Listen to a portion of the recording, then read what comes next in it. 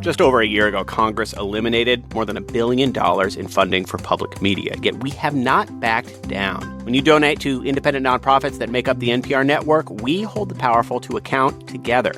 It's the kind of journalism democracy requires that we, the public, need to protect. Don't wait. Join the community of people who power this work before the month is out. Head to donate.npr.org.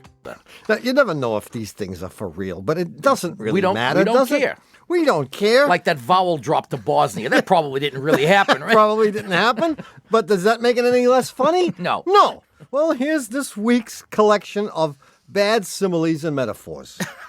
Actually, we should thank Stephen Weed because he did send it to us from cyberspace. I'll just give you a few of my selections. A smattering? A smattering. The plan was simple, like my brother-in-law, Phil. But unlike Phil, this plan just might work. The young fighter had a hungry look, the kind you get from not eating.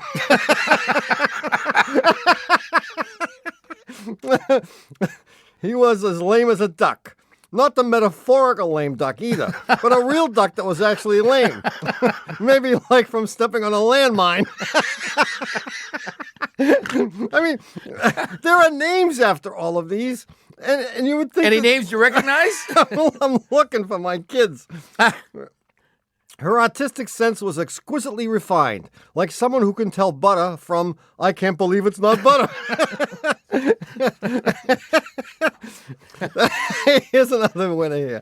The ballerina rose gracefully en pointe and extended one slender leg behind her, like a dog at a fire hydrant. He was deeply in love. When she spoke, he thought he heard bells. Like if she were a garbage truck backing up. This one's disgusting, but it's funny. She grew on him like she was a colony of E. coli and he was room temperature Canadian beef. She walked into my office like a centipede with 98 missing legs. And here's my personal favorite. He fell for her like his heart was a mob informant and she was the East River. I mean, this is pretty creative, you have to admit. The young fighter had that hungry look. The kind you get from not eating. Well, look, if you're tired of bad writing and prefer bad car advice instead, give us a call at 1-888-CAR-TALK. That's 888-227-8255. Hello, you're on Car Talk. Hi, this is Rush Hamilton calling from Mystic, Connecticut. Hi, Rush. Rush. Yeah. What's happening, man? Rush. What's is that your name, Rush? That's what I go by. My real name is something else, but I go by Rush all the time. Is it Thornton? No. Is it Shippen? No, but it's almost as bad. Is it Throckmorton? You're getting closer. I tried out my new... Well, you have to tell us what your real name is, and I'll tell you what my new name is. I have a new name. You do? Yeah. You first. Yeah. Me first? Yeah. Well, I tried it out the other night. I went with the pep to shoot pool at this local pool hall, and they make you give them a name, to put your name on the list. Yeah. So you tried a new name. I tried my new name, Erasmo. And the gal behind the desk says, Erasmo? You gotta be kidding. She said, you don't look like an Erasmo. I said, you know why? That's not my name. Erasmo's good. Yeah, I think I would use Erasmo before I use my real name, which is Richard Stedman Hambleton III. Yeah. Why, can I use that? No, go ahead, because I won't be using it. You can have it all you like. Yeah. No problem there. Richard Stedman Hamilton III. Yeah. Wow. Right, that is a rather blue blood name. That is a he lives in Connecticut. Especially for a guy driving a 27-year-old car, which is what the problem is. Oh, yeah, it sure is. Okay, what is it? The car it's a 73 Land Rover. And the problem started when I came back from Thanksgiving. I went home to California to see my parents, came back, picked the car up in a parking garage, and from the moment I opened the door, it just smelled. I just couldn't believe so much smell coming from a car. Oh. And it was at night. I pulled out, paid for the parking, and then as I was getting on the highway, and it was cold with the heater on, it got worse and worse and worse, and finally had to pull over. And I turned the light on and investigated what happened. It turns out I had left a container of butter in what would be the glove box. On this car, the glove box is more like a trough. It runs about 2/3 the width of the car. Yeah, I know it. and the butter had melted in the warm parking garage. And turned rancid. Yeah, but it did more than that. I cleaned that out pretty well. I went to a gas station and used up, bought a whole thing of sort of detergent-y stuff and used their windshield wiper cleaner, all kinds of stuff, and cleaned that pretty well. The problem still persists, and what's happened is, I think, it's gone down into the heater vents and into the heating system. Oh! So it's in there. Yeah. How close are you to, like, Fort Dix, New Jersey? Pretty far, and I wouldn't want to drive with the smell. What's your thought? A flamethrower. Yeah, I can say with some conviction that you will never get this smell out. Oh, like stop conventional it. meat. Never. No. It has permeated every Nah. space. If you got two molecules, one of these smell molecules is stuck in between them.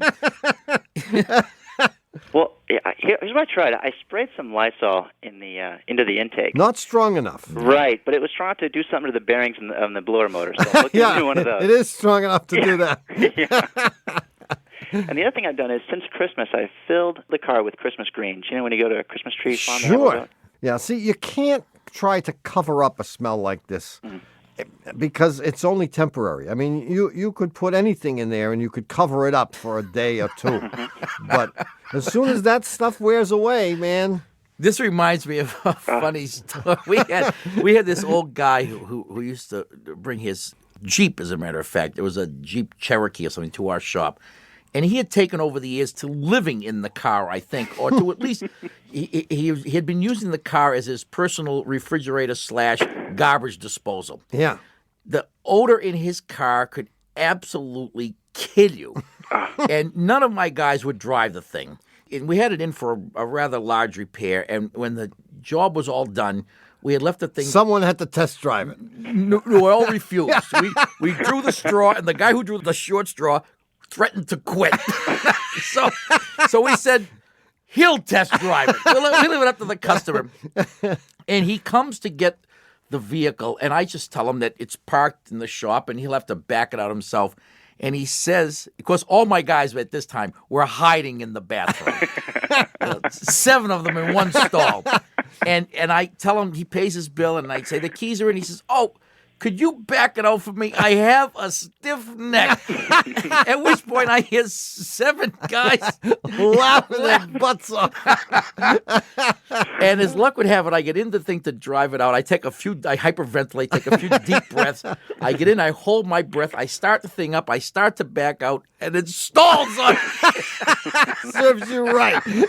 Poetic justice. Oh, God. Anyway, what were you doing with a stick of butter in the car? Some friends were having sort of a breakfast kind of party kind of thing, and so we had pancakes, and they were out of butter, and they asked me to bring it, so I did, but then I forgot that it was there. Oh. And since then, I've looking like Ace Ventura with my head out the window. Yeah. It's unbelievable. It's indescribable. Over the years, I mean, we have had lots of people suggest solutions to this kind of a problem, and I don't remember any of them, of course. Well, freshly roasted coffee. Oh, coffee's good. But I'll tell you, there's no substitute whatsoever for getting to the absolute root cause of it. Absolutely. You have to remove every little tidbit of whatever butter remains in that thing out by whatever means is necessary. You know, I'm really intrigued by this coffee idea. Any chance you could just throw some beans down there and get sort of the roasting coffee smell? I mean, maybe put the beans somehow just down where the... Well, but the thing is, you might say to yourself, I can wait it out. Yeah. But I can tell you that you won't wait it out. You'll die first. Yeah. You will. I mean, either that or you're going to have your head taken off by a truck's mirror as you go by. That's right. Okay. Jeez, shipping Bradshaw the Fourth. I wish we could have helped you, and we can't. But take the stupid. dash off and expose the heater core, and if need be, take the heater core out and have it steam cleaned by somebody. It's probably penetrated all the little passages. Well, it in might that not. honeycomb. If you're lucky, it's not on the heater core itself, but it's just on the box. Mm-hmm. Yeah, this is the season. Take it apart, man. Wait till all right. first warm day and get out there and just rip it apart. First warm day, he'll be dead. Yeah, do it sooner. Good luck, Rush. All right. Thanks, fellas. Bye-bye. All right. Bye-bye. All right, Tommy, look, to help you remember last week's puzzler, I'm going to ask you a few fill-in-the-blank kind of questions. Go right ahead. Now, each of these words is a hint. So here's your first hint. Uncle Nunzio used to run blank. Numbers. Of course. And are you ready for the next Yeah. one? Your IOUs aren't worth the blank they're printed on. Paper. Good. I'm doing good. And if you ever get an answer right on this show, it's purely a matter of blank. Luck? It's close enough. I was looking for chance. All right, so those are the clues that I'm supposed to figure out the puzzle now? No, those were just kind of random thoughts I was having.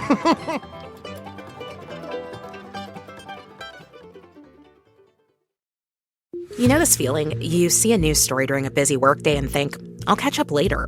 Make Consider This from NPR part of your daily news diet. This week, we break down the new Pentagon request for war funding, the U.S. nuclear deal with Saudi Arabia, and the case against the Tate brothers. Short episodes, clear takeaways, every afternoon. Consider This. Listen on the NPR app or wherever you get your podcasts. Waylon, it seems like everything is being called a recession indicator these days. Yeah, like the box of hamburger helper in my pantry. Or the new Apple Neo book. Or the resurgence of press-on nails, or lipstick, or no lipstick. I've lost track. There is only one way to know if these are actual economic warning signs, though. Listen to The Indicator from Planet Money on the NPR app or wherever you get your podcasts. Every episode of It's Been a Minute, NPR's What's Happening in Culture podcast starts by asking 3 questions. Who? How? Why now? If the culture's asking it, we're talking about it. At NPR, we stand for your right to be curious and indulge your cultural curiosity. Follow It's Been a Minute wherever you get your podcasts, and we'll break down the zeitgeisty topics that are filling your feed. Hi, we're back. You're listening to Car Talk with us, Click and Clack, the Tappet Brothers, and we're here to talk about cars, car repair, and the answer to last week's puzzler. And this was a mathematical puzzler sent in by Norm Lydon from Franktown, Colorado. And what I loved about it and what leapt out at me from among all the puzzlers I had to look at, it was written on a piece of paper in pencil. Yeah, I remember it. And I almost dismissed it as being some 4th grade. He might be a 4th grader for all I know, but 4th graders are smart. they sure are. But there's nothing smarter than a 7th grader.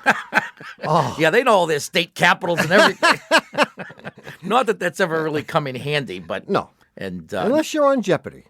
I mean, I was watching Jeopardy the other night, and there was a woman who, she knew everything. And I said, Mamma mia, how smart is she? And then I said, she quit school in 7th grade. I said, she's as smart as the average 7th grader. School should end at the 7th grade. It did for some of us. Okay, here it is. Yeah. 3 different numbers are chosen at random and written on each of 3 slips of paper. The slips are then placed face down on a table, and the objective is to choose the piece of paper with the largest number. And here are the rules. Is it coming back to you now? I remember this. You can turn over any slip of paper you want, and you can look at the number written on it. If you think this is the largest, you're done. You keep it. Otherwise, you discard it, and you can't go back and get it, but you can turn over another slip, again, either one you want. And if you think that's the largest number, you can keep that, and the game is over. If you don't, you discard it, and then you're stuck with the 3rd number, no matter what it is. And the numbers can be anything at all. Yeah, from $1 to what? Infinity. Infinity. Infinite dollars. So- like what my wife spends. So I presents this here game to my brother Tommy and to Vinny. Tommy says, here's your I remember what I said. I said, doesn't matter. You said, I think what you said is, that's pretty stupid. Your chance of getting the highest number is 1 in 3. Yeah. Vinny, on the other hand, says, I don't think so. What are you talking about? I think I can do better than that. Is Tommy right or is Vinny right? Is there a strategy by which you can improve the odds from 1 in 3? Well, Would it be a puzzler if I weren't wrong? yeah, I should let you be right once in a while. You should. Yeah, it would be. I mean, you could have just as easily said. I could have reversed the Vinny roles. said, it's only 1 in 3, and my smart brother said, Aha. But did you do that? No. Well, Vinny's I strategy. mean, people are walking around the world thinking that I'm dumb, Well, Vinny's strategy. and you have nothing to do with it. Vinny's strategy, in fact, changes the odds for him to 1 in 2. Oh, yeah. You pick one of the pieces of paper at random. You look at the number. No matter what it is, you throw it away.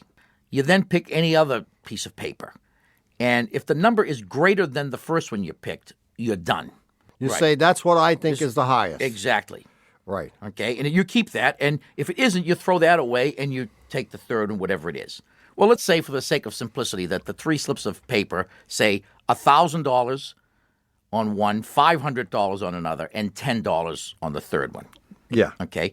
Now, his strategy is you pick up the first piece of paper, no matter what it is, you remember it, but you throw it away and you don't keep it. So if he picks the one with $1,000, he can't possibly win because no matter what else he does, he's going to lose. So let's forget those two cases. Now let's look at what happens if he picks up the $500 one first. I'm with you. If he picks the $10 one second, he throws it away. In which case, he ends off going to the $1,000 one. Whoopee! If he by chance picks, if he picks the $500 one first, and he by chance goes to the $1,000 one next, His rule says you keep it. keep it. And he wins again. And he wins again. Pretty good. If he picks up the $10 one first, his rule says throw it away and pick up another one. If he should be unfortunate enough to pick up the one that says 500, He's going to keep it. he's going to keep it and he's going to lose. Right. However, if his second choice is not the $500 one, but the $1,000 one, He's going to keep that. he's going to keep that. And it turns out if he does this, you look at all the scenarios, Tommy's method will allow him to win 1 time out of 3. And Vinny will win 3 times out of 6. So Vinny that's wins. almost half. It is in some countries. So if you want to see this, you can go to our website, which is the Car Talk section of cars.com, and you can stare at the screen for 15 to 20 minutes till you get it. Do we have a winner?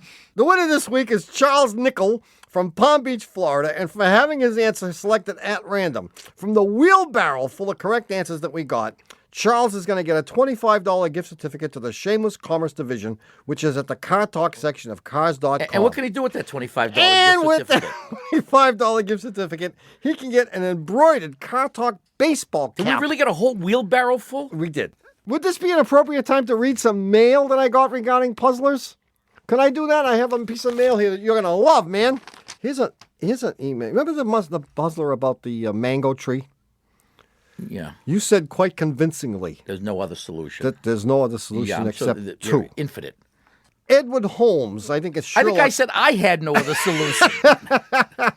In fact, what you said was... You can't do it unless the number is 2. Oh. That's what you said. You can't do it. Edward Holmes says, au contraire, piston puss. I was afraid of that. The briber of the guards would have to leave the palace with exactly 130 mangoes to get back out of the 7 fences. He goes away with 3 mangoes and the entry guard gets 1. If he could carry 386, he could go home with 5. My analysis only went up to 120. And then you got tired. Now, what did he say again? Let me hear that again. You can't do it unless the number is 2. Boy, it sounds so...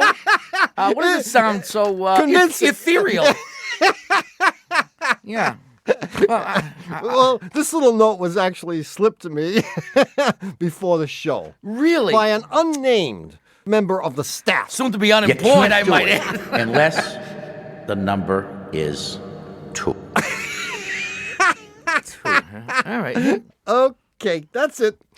All right. Well, with that little admonition, I guess we'll have a new puzzler in the third half of today's show. So be sure to stay tuned for that. In the meantime, if you have a question about your car or anything else, the number is Come on, what's the matter? You can't take a joke. 888-CAR-TALK. That's 888-227-825. 130. I should have figured that one out, huh? All right. Hello. Hello, you're on Car Talk. This is Ann, and I'm in Cleveland, Mississippi.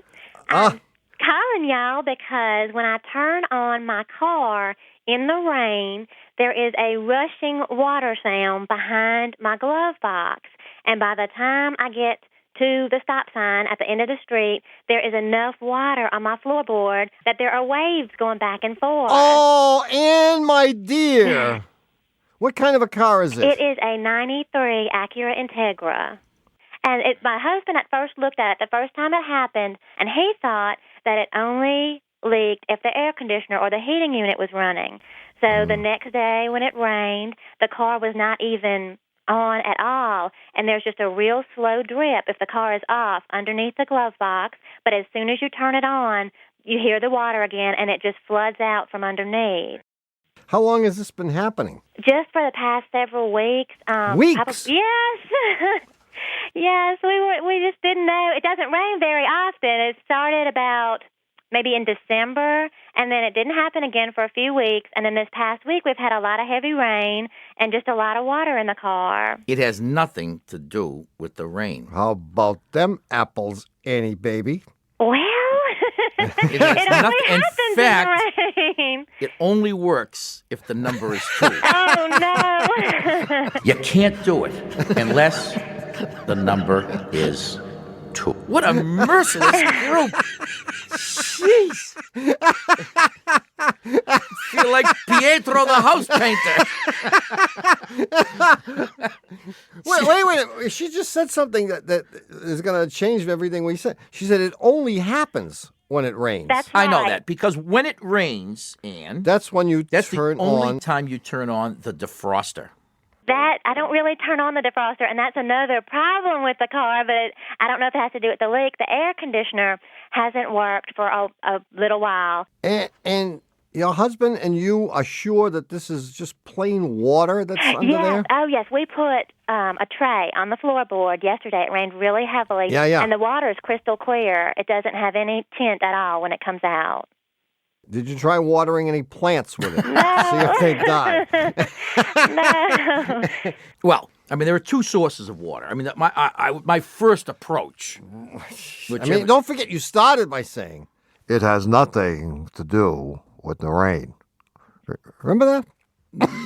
Yeah, All right. but looking back on recent events, I may be forced You to may be forced to consider my recant. position. Right, there's a substantial amount of water because when we put the tray underneath the floorboard yesterday, it was a heavy rain, but we emptied that tray out 3 times just during the day when I'm at work because at home I can go under the carport. But at work when it rained and it was leaking, and I had to run errands, we had to empty that tray out 3 times. There was that much water. It was a lot of water. I think it has everything to do with the rain. I do too. Well, I'm beginning to come around to... I think you have a leak. Well, where do I start? Well, either it's possible that your windshield is leaking, Yeah, I like it. or it's possible that the ventilation system, which is supposed to, water and air come in through that vent on the cowl, right in front of the windshield. Right. Well, that allows fresh air to come in, but it also allows, of necessity, water to come in, except that water's supposed to drain out, and it may be that the drains are plugged up. Okay. Yeah. That's what it sounds You like. you might have alligators in there or something. I don't know. They don't have alligators in Mississippi. Oh, we do. They do. It must be alligators in there. Is it something that we could do ourselves? I mean, just No, clean it out ourselves? I would take it to the dealer and tell them what the situation is, because what they'll do is they'll hose it down in a systematic fashion, and they'll try to figure out where the water's coming in. Okay. And then they'll clear out the drains, which probably is not going to cost you an arm and a leg. Okay. And Unless there's an alligator in there. then it's going to cost the mechanic an arm or a leg. Good luck, Ann. That's what Well, it sounds thank you like. so much. Good luck. Thank you. Bye-bye. Bye-bye. You got to be so careful. 130 does work, by the way. It does. It does, huh? Yeah, it is. It's elegant. Yeah. I mean, I was so close.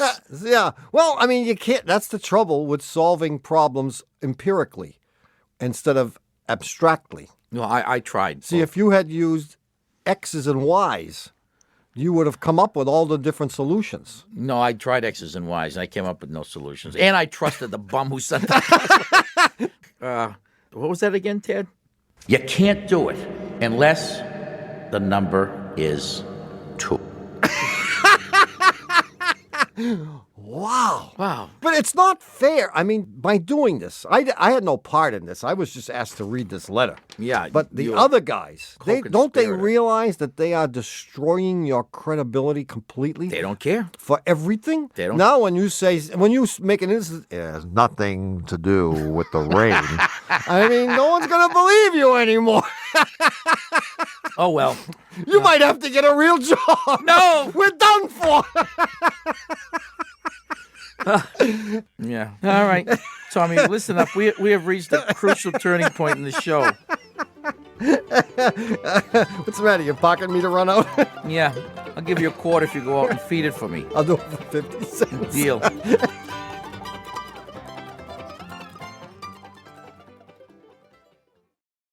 You know, every day on Up First, NPR's Golden Globe-nominated morning news podcast, we bring you 3 essential stories. At the heart of each story are questions. What really happened? What really mattered? What happens next? At NPR, we stand for your right to be curious and to follow the facts. Follow Up First wherever you get your podcasts and start your day knowing what matters and why. Each story you hear on Planet Money starts with a question. What happens if we refund tariffs? Why are groceries so expensive? At NPR, we stand for your right to be curious because the forces shaping our world can be hard to see. Follow NPR's Planet Money wherever you get your podcasts and start seeing how the economy really works. Oh, hey there. I'm Brittany Luce, and I don't know, maybe this is a little out of pocket to say, but I think you should listen to my podcast. It's called It's Been a Minute, and I love it, and I think you will too.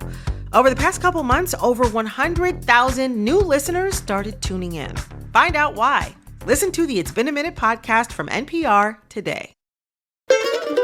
Ha! We're back. You're listening to Car Talk with us, Click and Clack, the Tappert Brothers, and we're here to discuss cars, car repair, and the new, I'd have to call this historic, folkloric, automotive, Everything. and militaristic. Militaristic.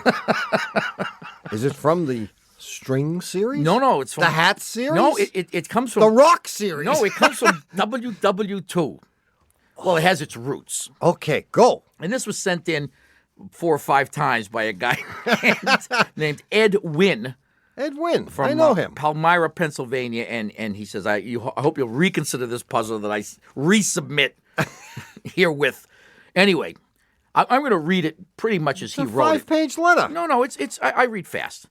Half of it's the answer, and the other half is background. Oh, okay. So it's 3 halves, but I'll do my best to condense it. Flashback to summer 1942. The British are battling the Germans and Italians for control of North Africa. In one of the towns under British control is an Italian civilian named Tony Cardiello. He refuses to submit to the British demand that they use his trucking company to transport supplies. Always willing to negotiate, the British confiscate the trucks and throw Tony into a concentration camp. That's a compromise. Move ahead now to the late 70s. Here I was, out of college 3 years, doing the only thing that a political science grad could do to earn a living then. Yeah. I was driving a truck. It was a cold winter in 1978 when we experienced many days with the mercury at -20 in the morning. In those conditions, diesel engines, even the ones that had block heaters that were plugged in all night, just didn't want to start. Tony Cardiello was the morning mechanic for this trucking company. The very same Tony? And he was the one that we turned to when our big rigs wouldn't get up and go. Oh, man. He taught us that when a truck wouldn't start, we shouldn't grind the battery down to nothing. We should try it for a few seconds, and if it didn't start, we should leave enough juice for him to help us for a second try. When we went crying to him about a truck not starting, his first question would be, "Did you bless the truck?" When we stared at him, he'd repeat, "Did you bless the truck?" When we said, "No, we didn't bless the truck," he'd walk over to it, face the bulldog ornament on the hood, make the sign of the cross, and he'd say, "Now you started the truck." And 9 out of 10 times, the truck would kick over, and we'd be on our way. Wow. The worst part was that when we tried this ourselves, we'd get there in the morning, we'd bless the truck, hop in, turn the key. It never started. Oh, really? Did he have some connection to God forged through his experience in that concentration camp? Or had he stored up so much of that North African heat that he was radiating into the engines? He never let on. He just blessed the truck and walked away, sure of his power, saying over his shoulder, "Now you go. Good luck." The question is, how was Tony Cardiello starting these trucks? By blessing them, when in fact, these guys couldn't do it themselves. Now, if you think you know the answer, write it on a postcard or on the back of a deed. to a 4-bedroom oceanfront condo on South Beach with wraparound palazzo terrace, rooftop pool, and in-room telescope. The kind you put the quarters in. And send aforementioned deed to Puzzler Tower, Car Talk Plaza, Box 3500, Harvard Square, Cambridge. Our fair city. Matt 02238. Or, of course, you can email your answer from the Car Talk section of cars.com. 1-888-CAR-TALK. That's 888-227-8255. That's the number to call if you'd like to converse with us. Or if Hello. you wouldn't. You're on Car Talk. This is Mark Osmers in Phoenix, Arizona. So what's up, Mark? I have a 1991 Ford Explorer. It's got 167,000 miles. Mm-hmm. And I noticed that I'm having trouble getting the truck into gear. It's actually a 5-speed. No kidding. I didn't even know they made one. Oh, yeah. Then I found out it was a hydraulic clutch. Oh, yeah. And worse than that, the slave cylinder is buried. Is inside the bell housing. That's not good. Isn't that the stupidest? We'll explain what all this stuff is in a minute, but go ask your question. When I'm leaving from a dead stop and I let out the clutch, I get a metal-to-metal sound. It's like, ee. Oh, that's good. That's good? Yeah, well, it is good. Good as in cheap, or? No. I don't think good was the right word. I mean, it's sort of like when your doctor says, well, I have to take out your appendix and I'm going to take out everything else inside you at the same time. So, what, do I get a discount? Because it's all broken. And you say, good. Good. That kind of good. So it's that kind of good. So you have to take out the transmission on this vehicle to get at the clutch release bearing, which is also the clutch slave cylinder. It's all one shebang in this thing. Okay. So once the transmission is out, you would want to replace the clutch anyway. You would never go through all that without replacing the clutch. Right, and the grinding sound tells you that it wouldn't have been a waste of time. Right. So the clutch needs to be done too, and you may need to have the flywheel, resurfaced or replaced. Maybe there is no flywheel left. Yeah, I mean, because your clutch is real. If you hear that noise, the clutch is really quite gonzo. What's happening is the rivets are being ground up either by the pressure plate, which would be lucky, or by the flywheel, which, considering everything else that's wrong, would be just a minor additional inconvenience. He's going to need a flywheel. He's going to need the slave cylinder. He's going to need all the clutch parts. Yeah. And it's going to cost them $1,000. Okay, Mark. See you later, baby. Hey, Mark. Thanks for the good news. Wait, before you go, just say, that's good. That's good. That's my brother's definition of good. I don't understand it either, but thanks for calling. You bet. See you later. Bye-bye. 1-888-CAR-TALK. That's 888-227-8255. Hello, you're. I mean, I've been so what's the word? Disoriented today. I haven't even obfuscated the number at all. No, you haven't. I noticed that. 8255. Hello, you're on Car Talk. Hello, this is Linda Valley from Fort Wayne. Linda. I'm sitting here with a whole class of 8th graders, and they're being very quiet. They are. Eighth graders. See, now, those are the ones that are the smartest people in the world. As soon as they get finished with 8th grade, tell them not to come back to school ever again. Everything that they will learn from then on, they will never use. No, you know what happens? All the useful stuff you learn up until 8th grade. Anything you learn after that, you're going to crowd out all the stuff. Exactly. Oh, and then you forget the important things. You forget those state capitals. Remember what Sherlock Holmes said? The mind is like an attic, and for everything that you cram in there, something else has to come out. So, unless your wife is doing it. Do you want them to forget everything for the sake of learning, for example, calculus, which they will never use? It won't help them figure out their car problem. You ain't just a kid. Anyway, what's your car problem? My problem is I've got a 91 Honda Accord EX, and I've only owned it since this past fall, so this is my first winter with it. Yeah. I've got all 4 new tires on it. I've got Firestone tires, and there's nothing wrong with it till I hit slippery roads. And it doesn't just fishtail. The whole thing just, levitates above the ground. Ooh, dangerous. And we've had the tires siped, and that doesn't do anything at all. Yeah. And we've put weight in the trunk, and that doesn't help. And it didn't do this with the previous tires. It did do it with the previous tires, and that's why we put new tires on it. What? Ah. But you didn't have Firestones on there before. Actually, there was 2 on there of the ones that I have, and 2 other ones that were harder and older. So we took those off and put on 2 that matched the 2 that were on there that were pretty new. They were probably only 6 months old. But you've never driven this car with anything but Firestone tires on there. That's right. And you bought these at a reputable tire store. Oh, sure. The Well, Firestone store. Well, sort of, yeah. I think they kind Just of sort of. Was it seconds, like out of but- a back of a truck? What sort of mean? Well, it's you get them a lot cheaper than anywhere else in town. Yeah. So they say they're not really seconds or anything, but they're supposed to be okay. And have you taken this to any place other than these guys? Yes. And what is... They checked the pressure in the tires and fixed some of them, but that didn't help either. Has anyone checked the alignment? No, but the car drove fine before we got the Nah. new tires and had them swiped, and now it pulls to the left. Yeah, But it did this before, too. Right, because the alignment's been off forever. You think so? Yeah. And yeah. I'd be willing to bet a Does it quarter. feel like you're driving on bowling balls? Yeah, There you go. when it's slippery. Well, I mean, every condition that results from improper alignment is exacerbated when it's wet. Exacerbated. Made worse. That's a good word. Yeah, that's It's an a good word. eighth grade word. That's a 9th grade word. They're never going to be able to use that word. Oh, We'll- those we'll poor try it. kids, unfortunates. Are they still sitting there quietly? They are still sitting here quietly watching me. Do any of them want to participate and say anything like, cause I any could have trouble? them say hi to you. That would be great. In unison? In unison. Everybody say hi, Click and Clack. Shut up and stay in your seats. You're all staying after school. All right. No lunch 1 year. Okay, I'll call you back next time about the fish that fell through my sunroof. That's why it's fishtailing. See you, Linda. Thank you. Bye. Bye-bye. Well, it's happened again. You've squandered another perfectly good hour listening to Car Talk. Our esteemed producer is Doug the Subway Fugitive, Bungo Boy Berman. Our associate producers are Louis, Cronin the Barbarian, and David, just build me a teepee in the tea station green. Our engineer is Tad Massaman Curry.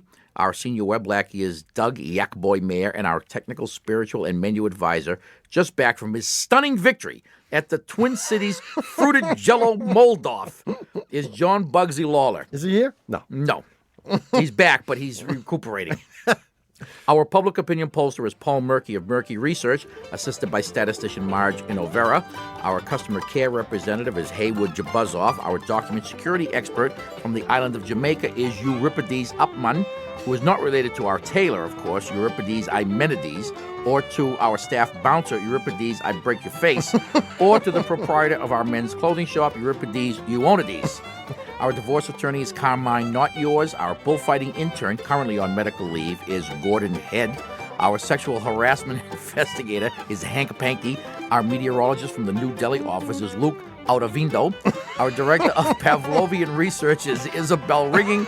Our Shakespearean waiter is Coffee Anon. Our Russian chauffeur is Peikoff and Dropoff. The banker at Car Talk Plaza Poker Games is Nikolai Putin, and our seat cushion tester is Mike Easter. Our chief counsel from the law firm of Dewey, Chitman Howe is Louis Dewey, known to the best and the brightest pigeons in Harvard Square as Huey Louie Dewey. Thanks so much for listening. We're Click and Clack, the Tappet Brothers. Don't drive like my brother. Don't drive like my brother. Please. We'll be back next week. Bye-bye.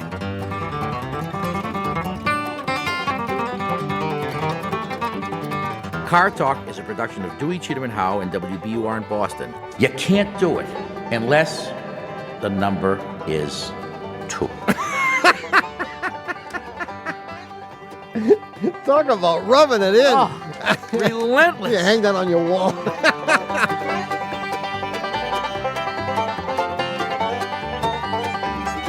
And even though Terry Gross reconsiders that offer to host Wild Kingdom whenever she hears us say it, this is NPR National Public Radio. Every story from Shortwave NPR Science Podcast starts with a question. Like, why do we have nightmares? How does AI affect my energy bill?